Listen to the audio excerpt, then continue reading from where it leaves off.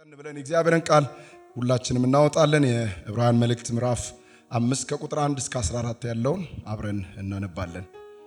ካላስቸገርኳችሁ ለእግዚአብሔር ቃል ክብር ሁላችንም ብድግ ብለን አብረን ፈጠን ብለን እናወጣለን።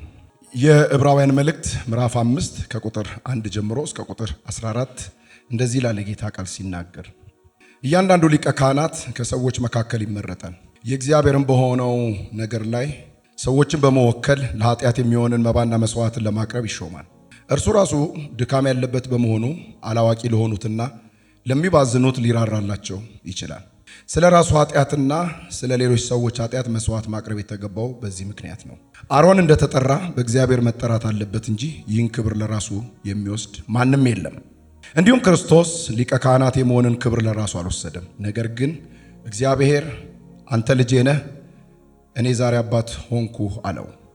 እንዲሁም በሌላ ስፍራ እንደ መልከ ጼዴቅ ሹመት አንተ ለዘላለም ካህን ነህ ይላል። ኢየሱስ በዚህ ምድር በኖረበት ዘመን ከሞት ሊያድነው ወደሚችል ጸሎትንና ልመናን ከታላቅ ጩኸትና ከእንባ ጋር አቀረበ።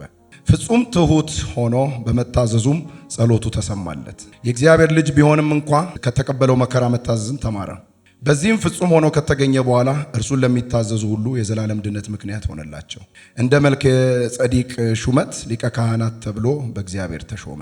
ቁጥር 11 ስለዚህ ጉዳይ የምንናገረው ብዙ ነገር አለን፣ ነገር ግን ለመማር ዳተኛ ስለሆናችሁ ለማስረዳት አስቸጋሪ ነው። በዚህ ጊዜ አስተማሪዎች ልትሆኑ ሲገባችሁ ገና የእግዚአብሔርን ቃል የመጀመሪያ ትምህርት የሚያስተምራችሁ ሰው ያስፈልጋቸዋል። የሚያስፈልጋችሁም ጠንካራ ምግብ ሳይሆን ወተት ነው።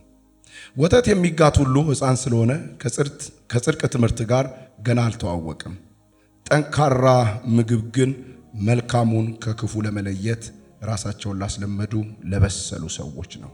ጌታ እንዲናገረን እንጸልያለን። አንገቶቻችንን ዝቅ አድርገን። ቅዱስና የተፈራህ እግዚአብሔር አምላካችን ወደ ራስ በሚያስደንቅ ምሕረትና ፍቅር ስለሳብከን እናመሰግናለን።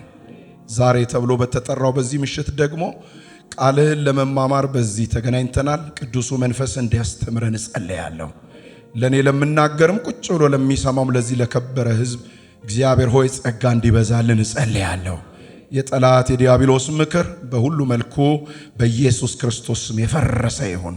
እግዚአብሔር ሆይ የምንሰማው ቃል ለሕይወትና ለመኖር እንዲሆንልን እንድትረዳን እንጸልያለን። ሁሉ ለስም ክብር ይሁን። ከፍ ከፍ እናረጋሃለን በጌታ በኢየሱስ ክርስቶስ ስም። በዕብራውያን መልእክት ምዕራፍ 4 ላይ አስተውላችሁ ከሆነ ከዚህ በፊት ስንመለከት ምዕራፍ 4 የመጨረሻው ቁጥር 14 አካባቢ ላይ ወደ ሰማያት ያረገ ታላቅ ሊቀ ካህናት የእግዚአብሔር ልጅ አለን ብሎ ስለ ድፍረትና ስለ መተማመን ነው ያነሳው እና ታላቅ ሊቀ ካህናት አለን፣ እንዲህ አይነት ሊቀ ካህናት አለን ብሎ ነው የሚናገረው። ዛሬ ደግሞ የምናየው ምዕራፍ 5 ይሄ ሊቀ ካህን ምን አይነት እንደሆነ ያስተዋውቀናል። በእርግጥ ቀጣይ ምዕራፎችንም በእነዚህ ጉዳዮች ላይ ነው የምንቆየው። ምን አይነት ሊቀ ካህን ያለን የሚለውን ነገር ነው የሚያነሳው። ምዕራፍ 5 የሚናገረው ዋናው ነገር ምንድነው ካላችሁ የኢየሱስ ክርስቶስን ሊቀ ካህንነትና ከብሉይ ኪዳን ሊቀ ክህነት ጋር ያነጻጸረ የኢየሱስ ሊቀ ክህንነት እንደ መልከ ጼዴቅ አይነት የዘላለም ሹመት ያለው ሊቀ ካህናት ነው ይለናል። ነገር ግን በጣም የሚገርመው ነገር መጨረሻ ቁጥሮች አካባቢ ላይ ስንመለከት ይህንን የኢየሱስ ክርስቶስን ሊቀ ካህንነት ነገር በደንብ አድርጎ ለማስተዋልና ለመረዳት መንፈሳዊ ብስለት ወይም ደግሞ መንፈሳዊ መረዳት ያስፈልጋል ይላል። ምዕራፍ 5ን ለሶስት ዋና ዋና ክፍሎች ከፍለን እንድንመለከት እፈልጋለሁ። አንደኛው ከቁጥር 1 እስከ 4 ድረስ የምናየው የብሉይ ኪዳን ሊቀ ካህናትን ሹመት ነው የሚያሳየን። አይታችሁ ከሆነ ሳነብ አስተውላችሁ ከሆነ የብሉይ ኪዳን ሊቀ ካህናት ለሊቀ ካህንነት ሁለት ግዴታ ማሟላት ያለባቸው ክራይቴሪያን ያነሳል። አንደኛው የሚያነሳው ነገር ምንድነው ካልን ክራይቴሪያው ከሰው መካከል መመረጥ አለበት የሚል ነገር ያነሳል። እና ሊቀ ካህናት ከሰው መካከል መመረጥ ያለበት ለምንድን ነው ስትሉ በእግዚአብሔር ፊት የሰውን ወክሎ በመካከል ለመቅረብ የሚችለው ሰውን ሪፕሬዘንት ማድረግ የሚችለው ምን ከሆነ ብቻ ነው ይለናል የዕብራውያን ጸሐፊ። ሰው ከሆነ ብቻ ነው ይለናል። ስለዚህ ሊቀ ካህናት የሚመረጠው ከሰው መካከል ነው ብሎ መጽሐፍ ቅዱስ ይነግረናልና ግዴታ የብሉይ ኪዳን ሊቀ ካህናት ለመሾም ሊቀ ካህን ሆኖ ለመሾም ከሰዎች መካከል ነው መሾም ያለባቸው ይለናል። ይህም ብቻም አይደለም፣ በዘፈቀደ ደግሞ ሊቀ ካህናት መሆን አይቻልም፣ በእግዚአብሔር ደግሞ መመረጥ አለባቸው የሚል ሁለተኛ ክራይቴሪያ ያነሳል። ስለዚህ በእግዚአብሔር ካልተመረጠ በስተቀር አንድ ሰው ሊቀ ካህናት ሊሆን አይችልም። ስለዚህ ግዴታ ምን ያስፈልጋል ስትሉ ምርጫ ያስፈልጋል የሚለውን ነገር ይነግረናል። እና ወረድ እያልን ስንሄድ እንደሚነግረን እያንዳንዱ ሊቀ ካህናት ከሰው መካከል ይመረጣል፣ ሰውን ሪፕሬዘንት አድርጎ በእግዚአብሔር ፊት ለመቆም። ቀጠል ብለን ስናይ ደግሞ የእግዚአብሔር በሆነው ነገር ላይ ሁሉ ሰዎችን በመወከል ለኃጢአት የሚሆን መባና መስዋዕትን ለማቅረብ ደግሞ ይሾማል ይለናል። ስለዚህ ሊቀ ካህናት ተግባራቸው ምንድነው ካልን በእግዚአብሔር በሆነው ነገር ላይ ሁሉ ነው የሚሾሙት። ለምንድነው የሚሾሙት ካላችሁ በሰዎችን በመወከል ለኃጢአት የሚሆን መባንና መስዋዕትን በእግዚአብሔር ፊት ምን ለማድረግ ነው የሚሾሙት ማለት ነው? ለማቅረብ ነው የሚሾሙት። ስለዚህ እዚህ ውስጥ ማስተዋል ያለብን ነገር ሊቀ ካህናት ሰዎችን ወክለው ነው በእግዚአብሔር ፊት የሚቆሙት ደግሞ ለኃጢአት የሚሆን መባንና መስዋዕትን ለማቅረብ ነው የሚቆሙት ይለናል። ይህ ብቻም አይደለም፣ እርሱ ራሱ ድካም ያለበት በመሆኑ አላዋቂ ለሆኑትና ለሚባዝኑት ሊራራላቸው ይችላል። ሌላው የሚያነሳው ነገር ሊቀ ካህናት የሚራራ ነው ይላል። ለምንድን ነው የሚራራው ካልን እርሱ ራሱ ድካም ያለበት በመሆኑ አላዋቂ ለሆኑትና በኃጢአት ለሚባዝኑትና ለሚደክሙት ለሚፈተኑት ምን ያደርግላቸዋል ይላል? ይራራላቸዋል። ምክንያቱም እሱ ሰው ስለሆነ የሰውን ድካም አንደርስታንድ ማድረግ ይችላል ይላል። እርሱ ራሱ ድካም ስላለበት የሌሎች ሰዎችን ያለማወቅና ስህተታቸውን፣ መንከራተታቸውን፣ መድከማቸውን፣ መፈተናቸውን ሁሉ አንደርስታንድ ማድረግ የሚችልና የሚራራ ነው ይላል። አስተውላችሁ ከሆነ ምዕራፍ 4 ላይ ባለፈው ስንመለከት በሰማያት ያለፈ ታላቅ ሊቀ ካህናት አለን ይላል። ይሄ ሊቀ ካህናት ደግሞ በድካማችን ሊራራልን የሚችል ሊቀ ካህናት ነው ያለን ይላል። ስለ ጌታችን ስለ ኢየሱስ ክርስቶስ ሲናገር በነገር ሁሉ የተፈተነ ነው ከምን በስተቀር ይላል? ከኃጢአት በስተቀር ይላል። ክብር ሁሉ ለጌታ ይሁን። ስለዚህ የብሉይ ኪዳኑ ሊቀ ካህናት ከሰው መካከል ተመርጦ ሰዎችን በመወከል በእግዚአብሔር ፊት የኃጢአት መባና መስዋዕትን ለማቅረብ መካከለኛ ሆኖ የሚቆም አገልጋይ ስለሆነ ለሚፈተኑት ምን ያደርግላቸዋል ይለናል? ይራራላቸዋል ይለን። ለሚባዝኑት ይራራላቸዋል፣ አላዋቂ ለሆኑ ሰዎች ይራራላቸዋል። ነገር ግን ከጌታችን ከኢየሱስ ክርስቶስ የዚህ ሊቀ ካህናት ልዩነት ምንድነው ካላችሁ ይሄ ሊቀ ካህናት መስዋዕትንና መባን ለኃጢአት ሲያቀርብ ለራሱም ጭምር ነው የሚያቀርበው። ዋው! ጌታችን ኢየሱስ ክርስቶስ የኃጢአት መባና መስዋዕት አድርጎ ራሱን ሲያቀርብ ግን ያቀረበው ስለኛ ነው እንጂ ስለራሱ አይደለም። ከዛ በኋላ የሚነግረን ነገር ምንድነው ካላችሁ እንግዲህ ይሄ ሊቀ ካህን የብሉይ ኪዳን ሊቀ ካህን አሮን እንደተጠራ በእግዚአብሔር መጠራት አለበት ይላል። እንግዲህ እንደምታስታውሱት እግዚአብሔር ከሌዊ ነገድ የአሮንን ቤተሰብ ለአገልግሎት ለክህነት አገልግሎት መርጧል። ስለዚህ ከሌዋዊ መካከል ደግሞ የአሮን ፋሚሊን መርጧል እና ልክ እንደ አሮን በእግዚአብሔር ደግሞ ምን መደረግ አለበት ይላል? መጠራት አለበት። ከእግዚአብሔር ጥሪ ሊደርሰው ይገባል እንጂ ራንደም ሊሱ ስለፈለገ ካህን መሆን ስለፈለገ ወይም ሊቀ ካህን መሆን ስለፈለገ ብቻ ማገልገል አይችልም ይላል። መጠራት አለበት ይለናል። እና ወረድ ብሎ ሲናገር ሳይጠራ ይህን ክብር ማለትም የሊቀ ካህንነትን ሹመት ለራሱ የሚወስድ ማንም የለም ነው የሚለው። አያችሁ። ስለዚህ ያለ ጥሪ የሊቀ ክህነትን አገልግሎት መውሰድ አይቻልም። ደግሞ ሊወስድ የሚችል ማንም የለም። እሞክራለሁ ያሉ ሁለት ሰዎች አሉ። ሁለቱንም እግዚአብሔር ልክ አሳይቷቸዋል ነው የሚለው። ታስታውሳላችሁ በሁለተኛ ዜና ምዕራፍ 26 ላይ ኦዚያን የሚባለው ሰው ካህን ሆናለሁ ብሎ መስዋዕትን ለማቅረብ ሲገባ እግዚአብሔር በምን መታው ነው የሚለው መጽሐፍ ቅዱስ? በለምጽ መታው ነው የሚለው። ለምንድን ነው ስትሉ በራሱ ፈቃድ የሊቀ ክህነትን አገልግሎት ምን ማድረግ አይቻልም፣ መውሰድ አይቻልም። ምን ካልተባለ በስተቀር በእግዚአብሔር ካልተጠራና ካልተሾመ በስተቀር በራስ ፍላጎት የሊቀ ክህነትን አገልግሎት መውሰድ አይቻልም ነው የሚለን። ቁጥር 5 እስከ 10 ሁለተኛው ደግሞ ላሳያችሁ የምፈልገው ነገር የኢየሱስን መታዘዝና የኢየሱስን የሊቀ ክህንነት ሹመት ነው የሚነግረን። ከቁጥር 5 እስከ 10 ድረስ ስለ ኢየሱስ ክርስቶስ መታዘዝና ስለሱ የሊቀ ክህንነት አገልግሎትና ሹመት ነው የሚነግረን። ምን ይላል የዚህ ዕብራውያን ጸሐፊ ሲናገር? ኢየሱስ ክርስቶስ ሊቀ ካህናት የመሆንን ክብር ለራሱ አልወሰደም ነው የሚለን። ክብር ለጌታ ይሁን። ባካችሁ ስለ ጌታ አሜን በሉ እስቲ። ይሄ ጌታችን የኛ ሊቀ ካህናት የሆነው የአዲስ ኪዳን ሊቀ ካህኑ ጌታችን ኢየሱስ ክርስቶስ የሊቀ ክህንነትን አገልግሎት ምን እንደሚለው ይህንን ክብር ነው የሚለው። አንደኛ የሊቀ ክህነት አገልግሎት ምንድን ነው ብሎ ይጠራዋል? ክብር ነው ብሎ ይጠራዋል። እና ይህንን ክብር ለራሱ ምን አላደረገም ነው የሚለው? አልወሰደም ይላል። ከአባቱ ተቀበለ እንጂ አባቱን የሾመው ነው የሚለን። ለዚህ ነው ማስረጃ ያመጣል። አይታችሁ ከሆነ በመዝሙር 2 ቁጥር 7 ላይ አንተ ልጄ ነህ እኔ ዛሬ አባት ሆነሃለሁ የሚለውን ቃል ይጠቅስና እግዚአብሔር አባቱ ራሱ ነው አንተ ልጄ ነህ ብሎ የሾመው ይለናል። ይሄ የሚያሳየን ምንድነው ካላችሁ ሰንሺፕን ነው። በእግዚአብሔር አብና በእግዚአብሔር ወልድ መካከል ያለን የአባትና የልጅን ግንኙነት ያሳየናል። ይህ ልጅነት ግን መለኮታዊ ልጅነት እንደሆነ ደግሞ ልንረዳ ይገባል። አንተ ልጄ ነህ እኔም ደግሞ ምን ሆነሃለሁ ነው ያለው? አባት ሆነሃለሁ አለው ይላል።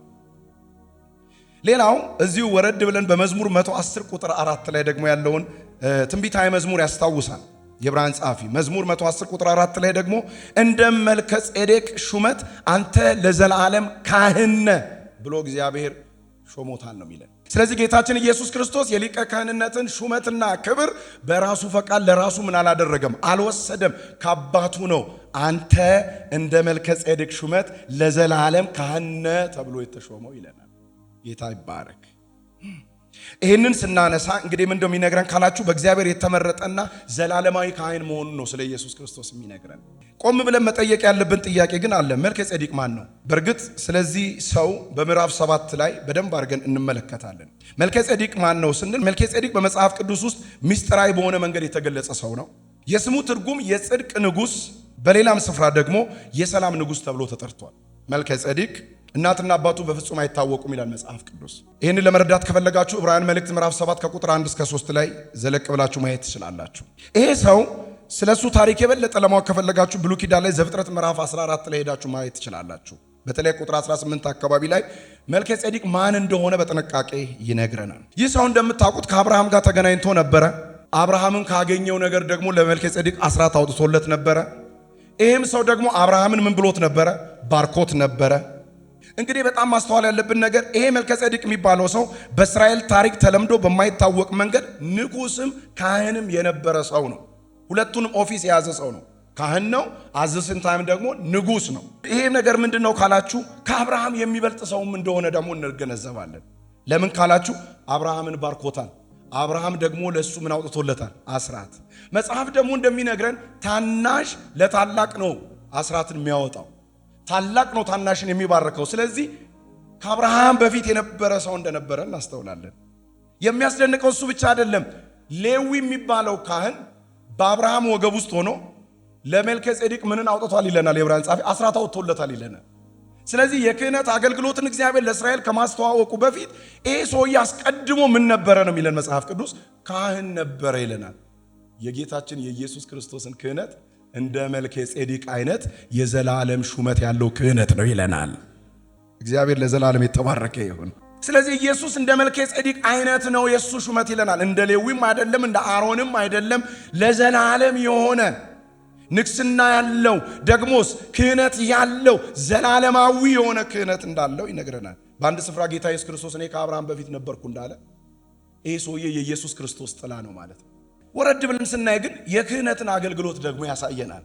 አይታችሁ ከሆነ ኢየሱስ መከራን ተቀበለ ይለናል። መከራን በመቀበሉ ወይም በመከራ ውስጥ በማለፉ ደግሞ መታዘዝን ተማረ ይለናል። አሎ የቱ ጋር ነው የሆነው ካላችሁ በምድረ በዳ በሰይጣን በሚፈተንበት ጊዜ እንዲሁም ደግሞ በጌቴ ሰማኒ በሚቃተትበት ጊዜ በብዙ እንባና ጸሎት ወደ አባቱ ቀረበ ይለናል። ኢየሱስ በዚህ ምድር በኖረበት ዘመን ከሞት ሊያድነው ወደሚችል ጸሎትና ልመናን ከታላቅ ጩኸትና እንባ ጋር አቀረበ ይለናል። ታስታውሳላችሁ፣ በሰይጣን ይፈተን ዘንድ በመንፈስ ቅዱስ ተመርቶ ወደ ምድረ በዳ ሄዶ ነበር። ሲፈተን በዛ ውስጥ በመከራ ውስጥ እያለፈ በአባቱ ይታመን ነበረ። በጌቴ ሰማኒ ላይ ደግሞ ነፍሱ እጅግ ታወከች፣ ይቃትት ነበር። አባት ሆይ ብትወድ ይህች ጽዋ ከኔ ትለፍ ይል ነበር። ከብዙ እንባ ጋር ልመናን ከጩኸት ጋር አቀረበ። ነገር ግን ይላል መጽሐፍ ቅዱስ ልጅ ስለሆነ ጸሎቱ ተሰማለት አይደል? ፍጹም ትሑት ሆኖ በመታዘዙ ጸሎቱ ተሰማለት ነው። ስለታዘዘ ጸሎቱ ተሰማ ነው የሚለን። የእግዚአብሔር ልጅ ቢሆንም እንኳ ከተቀበለው መከራ ምንን ተማረ ይለናል? መታዘዝን ተማረ ይለናል። ክብር ለጌታ ይሁን። ይሄ ፍጹም ሆኖ ተገኘ የሚለውን ቃል በደንብ ይዩት። ፍጹም ሆኖ ከተገኘ በኋላ እርሱን ለሚታዘዙት የዘላለም ድነት ምክንያት ሆነላቸው ይላል። አስተውላችሁ ከሆነ አሮጌው አዳም በመከራ ውስጥና በፈተና ውስጥ በማለፍ ወድቋል። የአዲስ ኪዳኑ አዲሱ አዳም ግን በመከራ ውስጥና በፈተና ውስጥ በመታዘዝ ፈተናውን አልፎታል። ስለዚህ በእሱ ዘንድ ምን አለ ይለናል? ፍጽምና አለ ይለናል። ፍጹም ሆኖ ስለተገኘ እርሱን የሚታዘዙትን ደግሞ ሊያድናቸው የመዳናቸው ምክንያት ሆነ ነው የሚለን። ክብር ሁሉ ለጌታ ይሁን። ያዳነን ጌታ የአዲስ ኪዳኑ ሊቀ ካህን በፈተና ውስጥ ሁሉ ያለፈና መከራን ድል ያደረገ ደግሞ የታዘዘ ኢየሱስ ለዘላለም ጌታ ነው። የመዳን ምክንያት የሆነልን የታዘዘና ፍጹም ሆኖ ስለተገኘ ነው ማለት ነው። እንከን የለበትም። ስለዚህ ነው እንደ መልከ ጸዲቅ ሹመት ሊቀ ካህናት ተብሎ በእግዚአብሔር ምን ተደረገ ይለናል? ተሾመ። በመከራ ውስጥም ራሱ የታዘዘ ነበረ። በፈተና ውስጥ የጸና ነበረ። መታዘዝን በማሳየቱ ምክንያት እንደ መልከ ጸዲቅ ሹመት ሊቀ ካህናት ተብሎ በማን ተሾሟል ነው የሚለው? በእግዚአብሔር ተሾሟል ነው የሚለው። ሶስተኛው ምዕራፍ ምን ከፍለው ሶስተኛው ከቁጥር 11 እስከ 14 ድረስ ነው። ምን እንደሚነግረን ካላችሁ መንፈሳዊ ሕፃናት አትሁኑ ነው የሚለው። በቃ የዕብራውያን ጸሐፊ ምንድነው የሚለው? ከዚህ በፊት ስለተነሳው ነገር ማለትም ስለ ኢየሱስ ክርስቶስ ሊቀ ክህነት ጉዳይ ዲቴል ሊነግራቸው ፈልጎ ነበር። ስለሱ የዘላለም ክህነት ጉዳይ እንደ መልከ ጸዲቅ አይነት ሹመት እንደተቀበለ የሱ የክህነት አገልግሎት በጣም ከብሉይ ኪዳኑ እጅግ የላቀ እንደሆነ በጣም ጥልቅ የሆነ መንፈሳዊ መረዳት ያለው ሚስጥር ሊነግራቸው ፈልጎ ነበር። እነሱ ግን በጊዜው የነበሩት የዕብራውያን አማኞች ግን መንፈሳዊ ሕፃናት ስለነበሩ ይህንን ጥልቅ ነገር መረዳት አልቻሉ። ለዚህ ነው ስለ እርሱ የምንናገረው ይላል። ስለዚህ ጉዳይ የምንናገረው ብዙ ነገር አለን፣ ነገር ግን ለመማር ዳተኛ ስለሆናችሁ ለማስረዳት አስቸጋሪ ነው። ጥልቅ ነገር ሊያወራቸው ፈልጎ ነበር። ነገር ግን እነዚህ የዕብራውያን አማኞች ስፒሪቹዋል ኢንፋንትስ ነበሩ፣ መንፈሳዊ ሕፃናት ነበሩ። አልበሰሉም፣ ማቹር አላደረጉም፣ አላደጉም፣ አልጎለመሱም። መንፈሳዊ ቅንጭርነት አለባቸው። ዳተኞች ናቸው፣ ለመማር ዳተኞች ናቸው። ጥልቅ የሆኑ መንፈሳዊ ነገር ለመያዝ አይፈልጉም፣ ፍላጎት የላችሁም ይላቸዋል። እግዚአብሔር አምላክ የእኛንም ዘመን ቤተ ክርስቲያን ቅዱሳንን ከዚህ እውነት በእውነት እንዲያስመልጥ መጸለይ ያለብን። መንፈሳዊ ሕፃናት ትልቅ የሆነ የእግዚአብሔርን በረከት ያስቀርብናል። ጥልቅ የሆነ ነገር ሊነግራቸው ፈልጎ ነበር።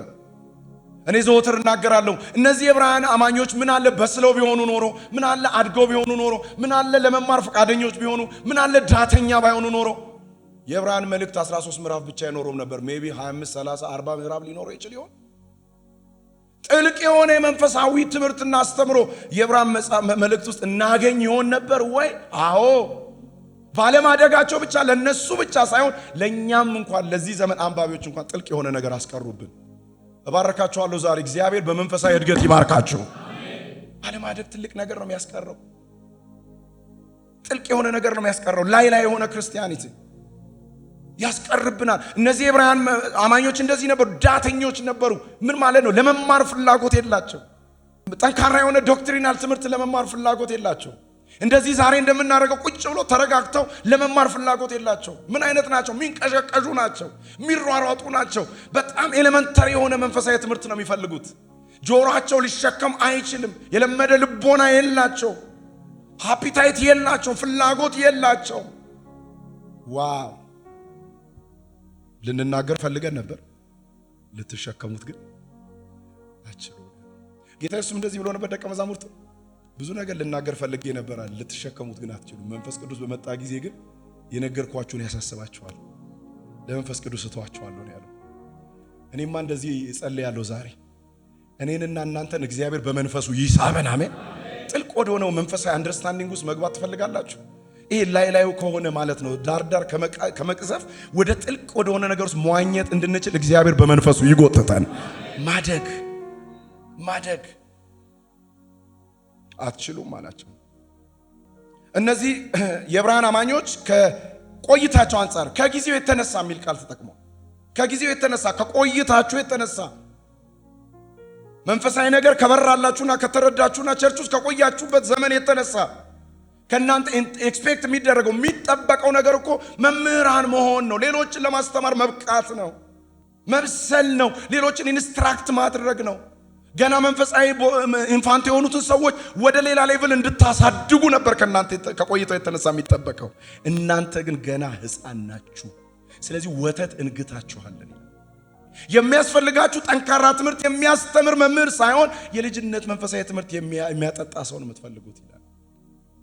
ስለዚህ እግዚአብሔር በእነሱ ላይ ኢንቨስት ካደረገው አንጻር የሚጠበቀው መንፈሳዊ ትልም ምንድን ነው ካላችሁ፣ መምህራን መሆን ነበረባቸው።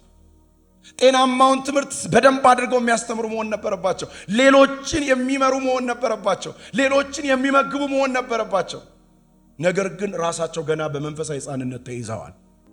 ከዚህ የተነሳ የመጀመሪያ ድነት የሚያስተምር አስተማሪ ነበር የሚያስፈልጋችሁ የሚላቸው።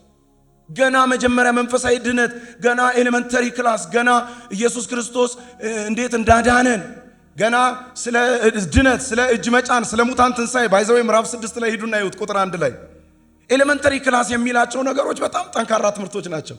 ኢቭን ለአሁን ዘመን ላለን አማኞች እንኳን እነዚህ ትምህርቶች ገና የማይገቡን ነገሮች ናቸው።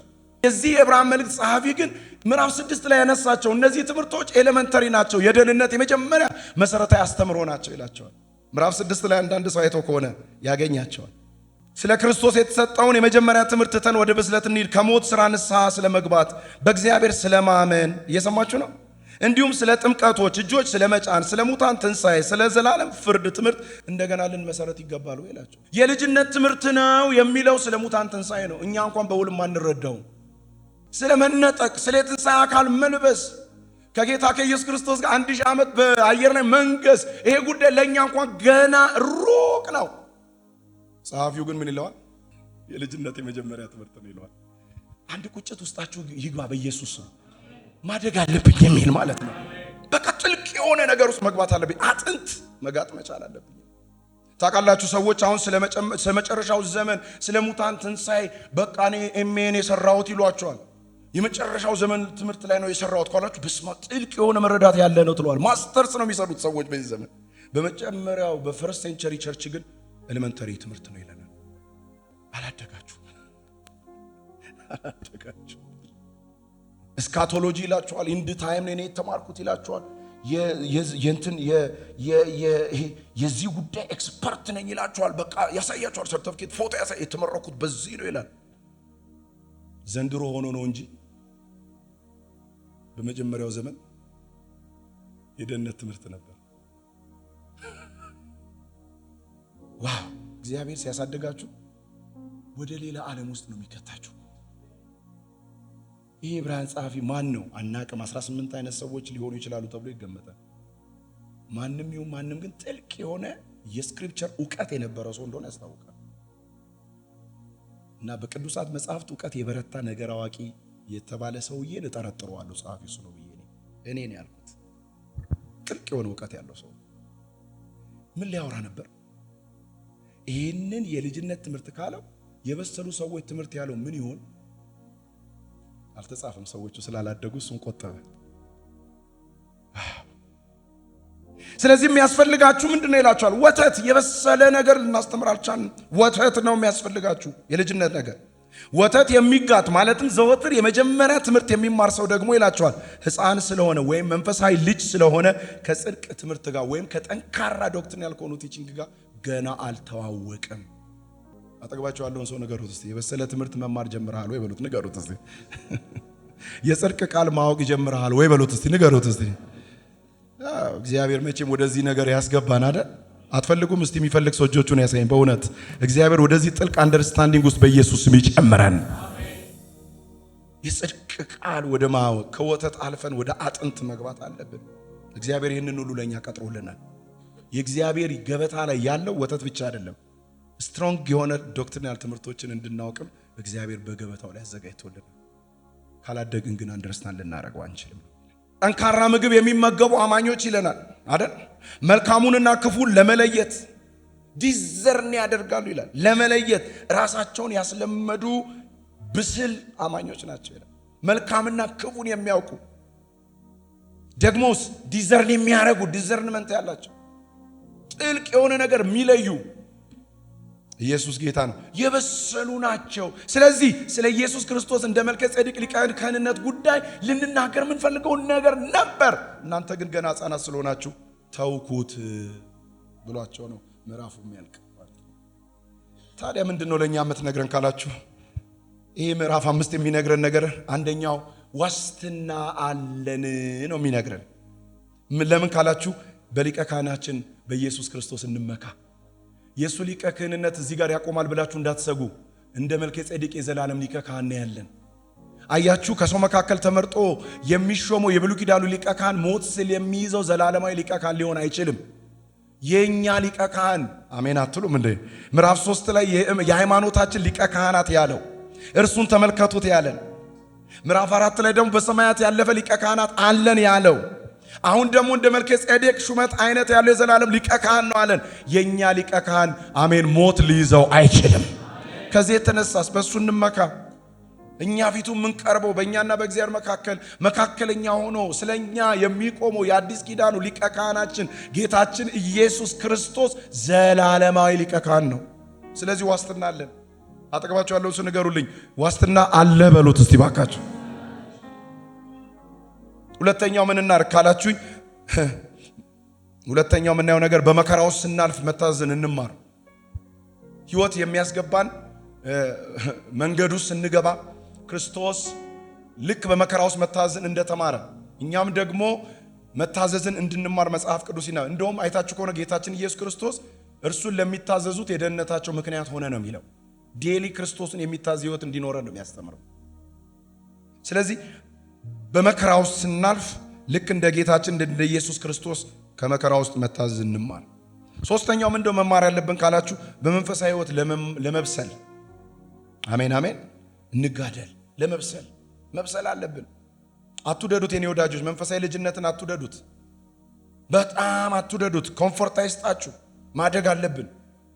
ቸርቹ ዝም ብለ መቆየት ብቻ ሳይሆን የቆየነውን ያህል ማደግ አለብን። የተመገብነውን ያህል ማደግ አለብን። የበላነውን ያህል ማደግ አለብን። አሜን አሜን አሜን። መጋደል አለባችሁ ለማደግ። ከመንፈሳዊ ሕፃንነት ለመውጣት መጋደል አለብን። ማደግ የሚባል ነገር ያስፈልጋል። አራተኛ በጣም ለእናንተ የምነግራችሁ ነገር ለመማር ዳተኞች አንሁን። እንማር። ለማደግ የሚያስፈልገው መማር ነው። ዳተኛ ሆናችሁ ለመማር ዳተኛ ሆናችሁ ስለዚህ ልንነግራችሁ አልቻልንም ነው ያለው። ከኛ የሚጠበቀው እንደው ካላችሁ ለመማር ዳተኞች አንሁን። ጌታ ሁሉ ጊዜ ሊያስተምረን ይፈልጋል። ለመማር ትፈልጋላችሁ አይደል? ሁሉ ጊዜ ወደሱ ቅረቡ። የማያልቅበት ሊቀ ካህናችን ኢየሱስ የሕይወትን ፓዝ የሕይወትን መንገድ ከሱ ያስተምረናል። ስለዚህ እንማር። ቁጭ እንበል፣ እንውሰድ ጊዜ፣ ቃሉን እንቆፍር፣ ትምህርት እንካፈል፣ እንውደድ። የእግዚአብሔርን ነገር መማር እንውደድ። የሚማሩ ሰዎች በመንፈሳዊ ሕይወታቸው ላይ ምንን ያሳያሉ ነው የሚለን መጽሐፍ ቅዱስ። መንፈሳዊ እድገትን ያሳያሉ። ከመንፈሳዊ ሕፃንነት ደግሞ እግዚአብሔር ያወጣቸዋል ነው የሚለው። ላዳነን ጌታ ክብር ይሁን።